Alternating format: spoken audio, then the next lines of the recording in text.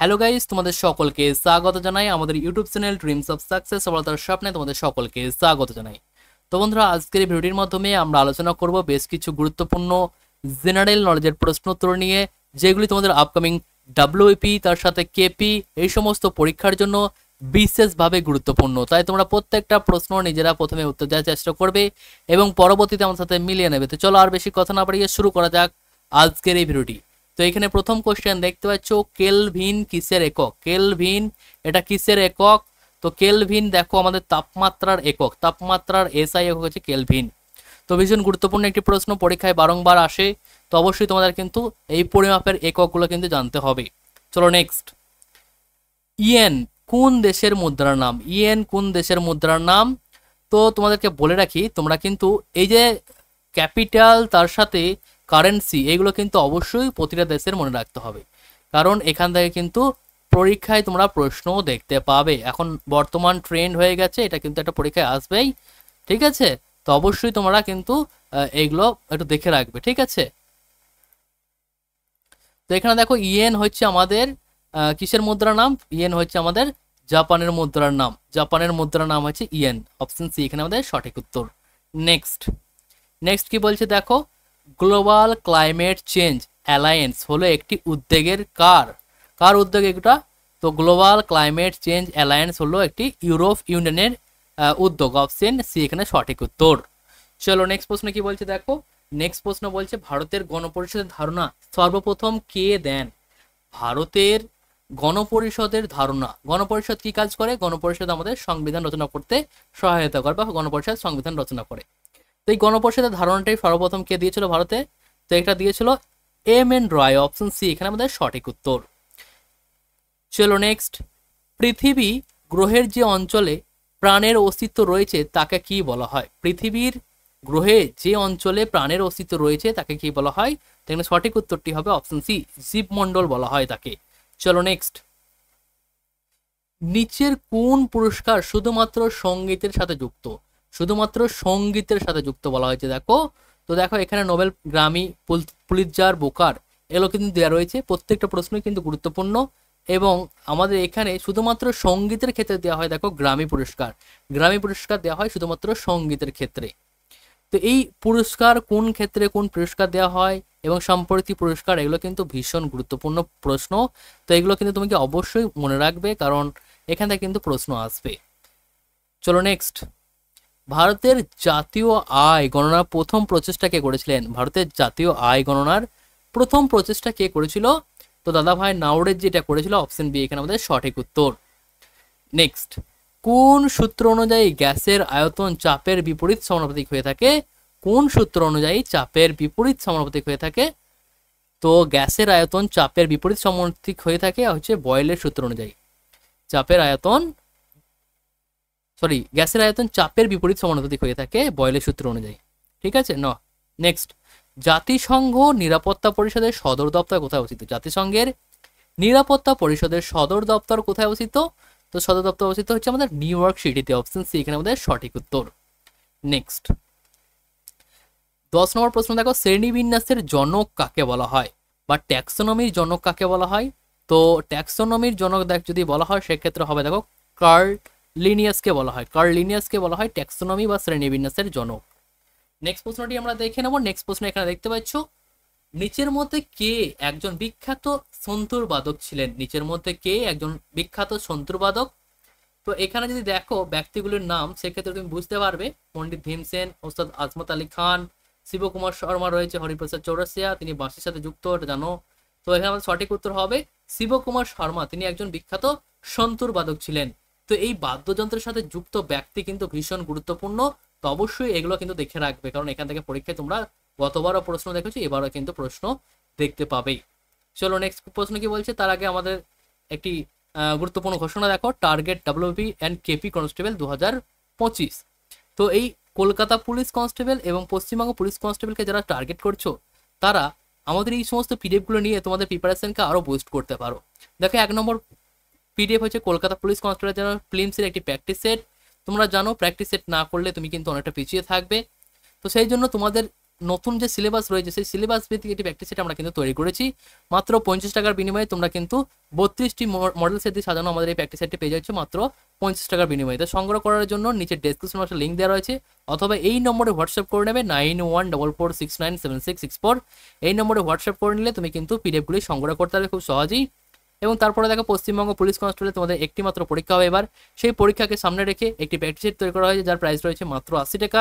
এখানে 55টি model set দেওয়া রয়েছে। তো তুমি কিন্তু এই সমস্ত প্র্যাকটিসগুলো প্র্যাকটিস করলে তুমি কিন্তু অবশ্যই তোমার যে খামতি সেগুলো তুমি দেখতে পাবে। তো অবশ্যই প্র্যাকটিস সেট করো, প্র্যাকটিস সেট না করলে তুমি কিন্তু অনেকটা পিছিয়ে থাকবে। তো এটা বাই করার জন্য নিচে ডেসক্রিপশন বক্সে লিঙ্ক দেওয়া রয়েছে, অথবা এই নম্বরে হোয়াটসঅ্যাপ করে নেবে। তারপরে দেখো WPN কেপি স্ক্যানার। এই WPN কেপি স্ক্যানারে রয়েছে বিগত বছরের প্রশ্নের সমাহার। WPN বোর্ড এবং কেপি বোর্ড যে পরীক্ষাগুলো নিয়েছে বিগত বছরে সেই সমস্ত পরীক্ষার প্রশ্ন উত্তর রয়েছে মাত্র 80 টাকার বিনিময়ে তুমি কিন্তু এটা পেয়ে যাচ্ছ।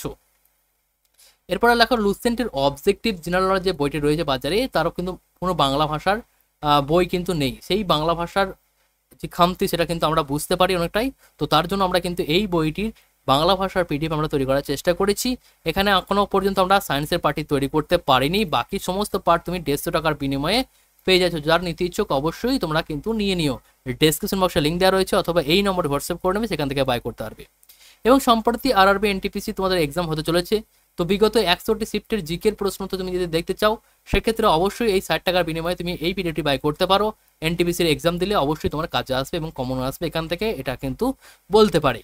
তো এই সমস্ত পিডিএফগুলো তোমরা কিন্তু খুব সহজেই বাই করতে পারবে। এবং যদি কেউ মনে করো আমি এই 5টি পিডিএফই নেবো, তার জন্য প্রাইস পড়বে মাত্র 300 টাকা। মাত্র 300 টাকার বিনিময়ে সে কিন্তু এই সমস্ত পিডিএফগুলো পেয়ে যাবে। তো অবশ্যই ডেসক্রিপশন বক্স থেকে তুমি কিন্তু আমাদের হোয়াটসঅ্যাপ নম্বর রয়েছে, সেখানে ডাইরেক্ট কথা বলে সেখান থেকে বাই করে নিতে পারবে। তো চলো এবার পরবর্তী প্রশ্নটি দেখে নেব। পরবর্তী প্রশ্ন কি বলছে দেখো, নিচের কোন রাজ্যে একটি বিধান পরিষদ আছে? নিচের কোন রাজ্যগুলির মধ্যে একটি বিধান পরিষদ রয়েছে? অপশন এ রয়েছে দেখো পাঞ্জাব, গুজরাট, অন্ধ্রপ্রদেশ, হরিয়ানা। এখানে সঠিক উত্তর হবে আমাদের অন্ধ্রপ্রদেশ রাজ্যে কিন্তু বিধান পরিষদ রয়েছে।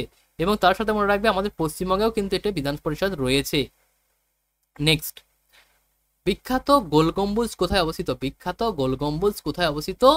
তো বিখ্যাত গোল গম্বুজ অবস্থিত হচ্ছে কর্ণাটকের বিজাপুরে। অপশন সি এখানে আমাদের সঠিক উত্তর। চলো পরবর্তী প্রশ্নটি কি বলছে দেখো, মেপাল বিদ্রোহ কোন বছরের মধ্যে সংঘটিত হয়েছিল? তো মেপাল বিদ্রোহ এটি আমরা জানি কেরলে হয়েছিল। তো এই মেপাল বিদ্রোহটা কিন্তু 1921 থেকে 22 সালের মধ্যে সংঘটিত হয়েছিল। অপশন বি এখানে আমাদের সঠিক উত্তর। নেক্সট, 2024 সালে সেরা চলচ্চিত্রের জন্য ফিল্মফেয়ার পুরস্কার পেয়েছে কোন ছবিটি? তো ভীষণ গুরুত্বপূর্ণ একটি কারেন্ট অ্যাফেয়ার্সের প্রশ্ন। তো দেখো 2024 সালে সেরা চলচ্চিত্রের জন্য ফিল্মফেয়ার পুরস্কার পেয়েছে 12 ফেল এই মুভিটি। অপশন বি এখানে আমাদের সঠিক উত্তর। 12 ফেল মুভিটি সেরা চলচ্চিত্রের তকমাটি পেয়েছে। চলো নেক্সট প্রশ্নটি আমরা দেখে নেব। কোন ভাইসরয়ের আমলে জালিয়ানওয়ালাবাগ হত্যাকাণ্ড সংঘটিত হয়েছিল? তো জালিয়ানওয়ালাবাগের হত্যাকাণ্ড সংঘটিত হয়েছিল কোন ভাইসরয়ের আমলে? তো এই ক্ষেত্রে তোমাকে কিন্তু গভর্নর এবং তার সাথে সাথে তোমাকে কিন্তু ভাইসরয়গুলো কিন্তু মনে রাখতে হবে, তাদের সময়কাল এবং তাদের কৃতিত্ব বা তার সময়কালে কি কি হয়েছিল এগুলো কিন্তু মনে রাখবে, কারণ এখান থেকে কিন্তু 1 নম্বর পাক্কা আসে। তো এখানে দেখো লর্ড চেমসফোর্ড হবে এখানে আমাদের সঠিক উত্তর। লর্ড চেমসফোর্ডের সময়কালে জালিয়ানওয়ালাবাগের হত্যাকাণ্ড সংঘটিত হয়েছিল। চলো পরবর্তী প্রশ্নটি দেখে নেবো। পরবর্তী প্রশ্ন দেখছো, কোন দেশ 5 বার কমনওয়েলথ গেমস আয়োজন করেছে? ভীষণ ভীষণ গুরুত্বপূর্ণ প্রশ্ন, ভীষণ গুরুত্বপূর্ণ প্রশ্ন এবছর NTPC এবং তার সাথে সাথে আমাদের WP পরীক্ষার জন্য। তো 5 বার কমনওয়েলথ গেমস আয়োজন করেছিল দেখো একমাত্র একটি মাত্র দেশ, সেটা হচ্ছে অস্ট্রেলিয়া। অস্ট্রেলিয়া 5 বার কমনওয়েলথ গেমস আয়োজন করেছিল। তো সেই 5 বারে দেখো সময়কাল দেওয়া হয়েছে 1938, 1962, 82, 2006 এবং 2018 সাল। এই 5 বার কিন্তু অস্ট্রেলিয়াতে কমনওয়েলথ গেমস আয়োজন হয়েছিল। নেক্সট, জালিয়ানওয়ালাবাগ হত্যাকাণ্ড কোন তারিখে সংঘটিত হয়েছিল? তারিখটা কিন্তু এখানে জিজ্ঞাসা করেছে দেখো। তো মনে রাখবে 13ই এপ্রিল 1919 সালে জালিয়ানওয়ালাবাগের হত্যাকাণ্ড ঘটেছিল। এবং এই জালিয়ানওয়ালাবাগ স্থানটি অনেক সময় জিজ্ঞাসা করে, তো এটা মনে রাখবে এটা আমাদের পাঞ্জাবের অমৃতসর শহরেরও কিন্তু অবস্থিত। জালিয়ানওয়ালাবাগ হত্যাকাণ্ডের যে স্থানটি, জালিয়ানওয়ালাবাগের যে স্থানটি সেটা কিন্তু অবস্থিত আমাদের অমৃতসরে। ঠিক আছে। নেক্সট 19 নম্বর প্রশ্ন দেখো, নিচের কোনটি স্কেলার রাশি? নিচের কোনটি স্কেলার রাশি? তো দেখো অপশন এ রয়েছে বল, ভর, বেগ, স্থানচ্যুতি। তো এর মধ্যে দেখো অপশন বি আমাদের সঠিক উত্তর হবে, ভর হচ্ছে একটি স্কেলার রাশি। এবার তোমাকে স্কেলার রাশি কি ভেক্টর রাশি কি সেগুলো জানতে হবে। তো দেখো স্কেলার রাশি কাকে বলা হচ্ছে, স্কেলার রাশি হচ্ছে সেই সকল রাশি যাদের শুধুমাত্র মান থাকে, দিক থাকে না, তারা হচ্ছে স্কেলার রাশি। যাদের মান থাকে কিন্তু কোনো অভিমুখ থাকে না, তাদের হচ্ছে বলা হয় স্কেলার রাশি। এবং ভেক্টর রাশি বলা হচ্ছে এর ঠিক উল্টোটা, যাদের মান এবং অভিমান দুটোই রয়েছে, সরি মান অভিমান বলছি, মান এবং দিক যাদের রয়েছে তাদেরকে বলা হয় ভেক্টর রাশি। মান এবং অভিমুখ যাদের রয়েছে তাদেরকে বলা হয় ভেক্টর রাশি। তো ভেক্টর রাশির উদাহরণ যদি বলা হয় সেক্ষেত্রে দেখো বল হবে, বেগ হবে, স্থানচ্যুতি হবে, এরা হচ্ছে ভেক্টর রাশি এবং যাদের মান এবং দিক উভয়ই কিন্তু রয়েছে। নেক্সট 20 নম্বর প্রশ্ন কি বলছে দেখো, আপেক্ষিক তত্ত্বের সাথে কে যুক্ত ছিল? আপেক্ষিক তত্ত্বের সাথে কে যুক্ত? তো আপেক্ষিক তত্ত্ব যদি বলা হয় তবে উত্তর হবে আমাদের আলবার্ট আইনস্টাইন। অপশন ডি এখানে আমাদের সঠিক উত্তর। নেট জাতীয় পণ্য বা এনএনপি কিভাবে নির্ণয় করা যায়?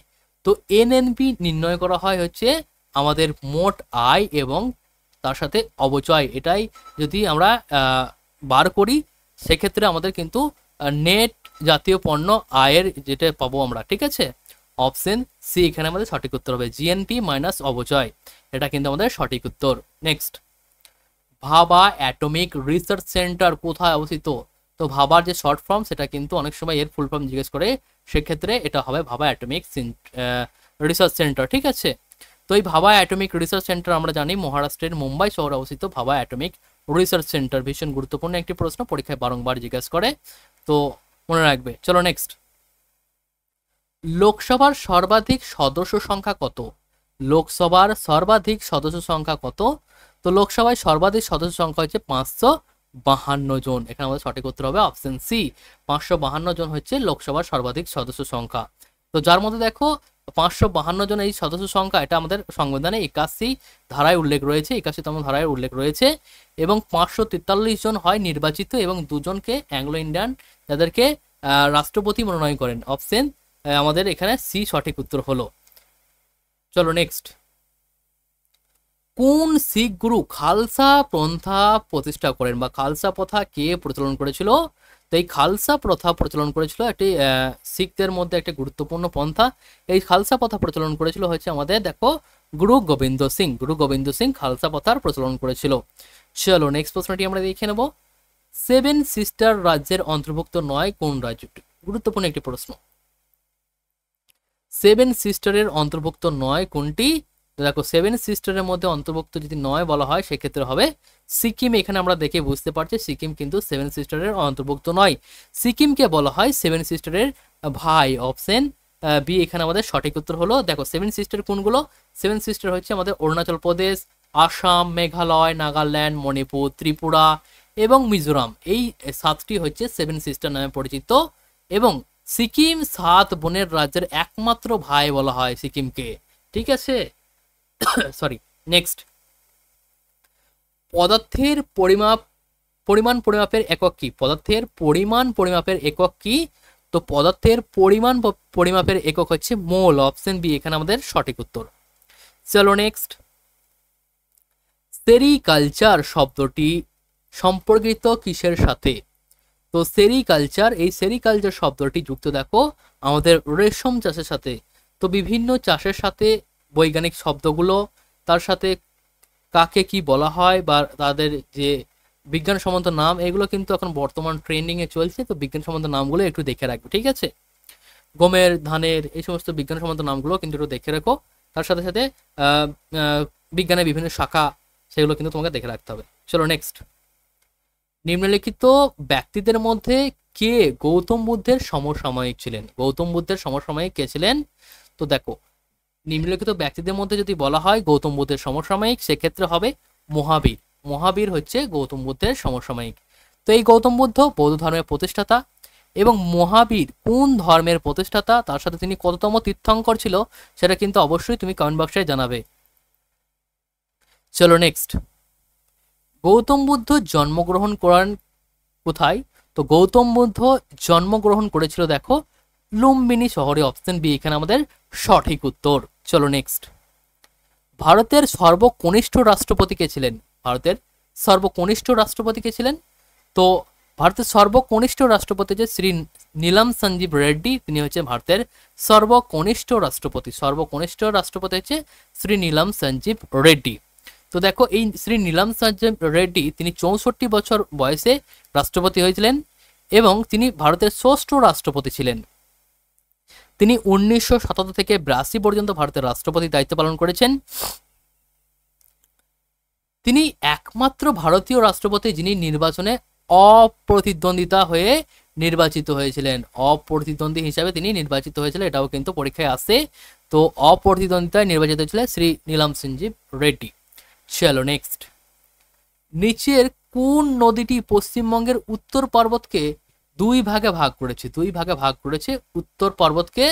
তো পশ্চিমবঙ্গের উত্তর পর্বতকে দুই ভাগে ভাগ করেছে আমাদের তিস্তা নদী, অপশন সি এখানে আমাদের সঠিক উত্তর।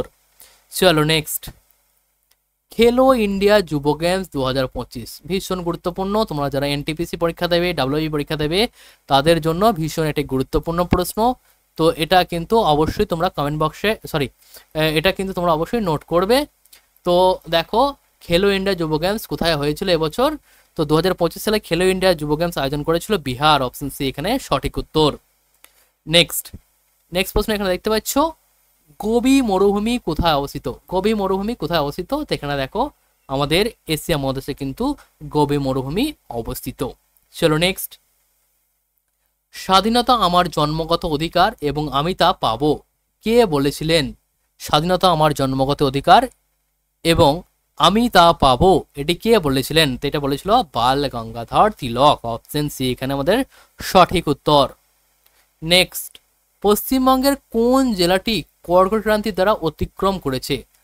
কর্কট ক্রান্তির দ্বারা অতিক্রান্ত জেলা কোনগুলি নিম্নের মধ্যে?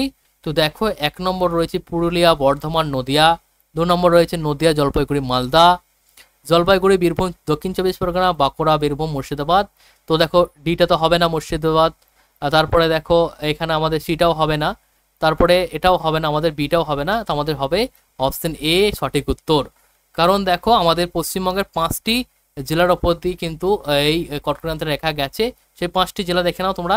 5টি জেলা হচ্ছে পশ্চিমবঙ্গের নদিয়া, বাঁকুড়া, পুরুলিয়া এবং বর্ধমান 2। এই 5টি জেলার ওপর দিয়ে আমাদের কর্কটক্রান্তির রেখা গেছে। ঠিক আছে, চলো নেক্সট প্রশ্নটি আমরা দেখে নেবো। নেক্সট এখানে কি বলছে দেখো, শবরীমালা মন্দির কোথায় অবস্থিত? শবরীমালা মন্দির কোথায় অবস্থিত? তো শবরীমালা মন্দিরটি মনে রাখবে কেরালাতে অবস্থিত, অপশন সি এখানে আমাদের সঠিক উত্তর। নেক্সট, 2025 সালে 59তম জ্ঞানপীঠ পুরস্কার পান কে?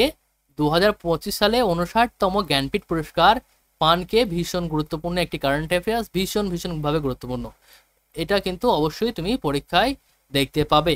তো 2025 সালে 59তম জ্ঞানপীঠ পুরস্কার পেয়েছিল হচ্ছে বিনোদ কুমার শুক্লা। বিনোদ কুমার শুক্লা তিনি কিন্তু পেয়েছে 2025 সালে 59তম জ্ঞানপীঠ পুরস্কার। এবং তিনি দেখো আমাদের হিন্দি কবি এবং সাহিত্যিক তিনি এই পুরস্কার পেয়েছে। এবং আরো একটি গুরুত্বপূর্ণ পয়েন্ট সেটা দেখো, ছত্তিশগড় রাজ্যের প্রথম ব্যক্তি হিসেবে এই পুরস্কার তিনি পেয়েছে। প্রথম হিসাবে এই পুরস্কার তিনি পেয়েছে। চলো পরবর্তী প্রশ্ন কি বলছে দেখো, ডান্ডি কোথায় অবস্থিত? ডান্ডি এই স্থানটি কোথায় অবস্থিত? ডান্ডি যেখান থেকে গান্ধীজি সল্ট মার্চ শুরু করেছিল, এটি কোথায় অবস্থিত? তো ডান্ডি যদি বলা হয় সেটা হচ্ছে আমাদের গুজরাটের নাভিসারি জেলায় অবস্থিত, অপশন সি এখানে আমাদের সঠিক উত্তর, যেখানে গান্ধীজি সল্ট মার্চ শেষ করেছিল। তো এখানে সেটাই দেওয়া হয়েছে দেখো, মহাত্মা গান্ধী সল্ট মার্চ শেষ স্থানে ডান্ডি, যা গুজরাটের নবসারী জেলায় একটি উপকূলীয় গ্রাম। ঠিক আছে, নেক্সট, শ্রীনগর ও লেকে সংযুক্ত করে কোন গিরিপথ? কোন গিরিপথ শ্রীনগর ও লেকে সংযুক্ত করছে? তো শ্রীনগর ও লেকে সংযুক্ত করছে দেখো আমাদের কোন pass? Zojila pass, option C এখানে আমাদের সঠিক উত্তর হবে। তো জজিলা পাস এটা আমাদের শ্রীনগর এবং লেকে সংযুক্ত করছে। নেক্সট প্রশ্ন, কুদানকুলাম পারমাণবিক কেন্দ্র কোন রাজ্যে অবস্থিত? কুদানকুলাম পারমাণবিক বিদ্যুৎ কেন্দ্র কোন রাজ্যে অবস্থিত?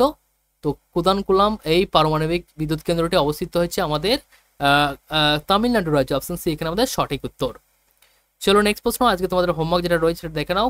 কোন অনন্য ভৌগোলিক বৈশিষ্ট্যে পশ্চিমবঙ্গকে এর উত্তর পূর্ব রাজ্যগুলির সাথে সংযুক্ত করেছে? কোন অন্য ভৌগোলিক বৈশিষ্ট্যের জন্য পশ্চিমবঙ্গ তার উত্তর পূর্ব রাজ্যগুলির সাথে সংযুক্ত রয়েছে। তো এটা তোমাদের আজকে হোমওয়ার্ক থাকলো, তোমরা সকলেই এই কোশ্চেনের অ্যান্সারটা কমেন্ট বক্সে জানাবে।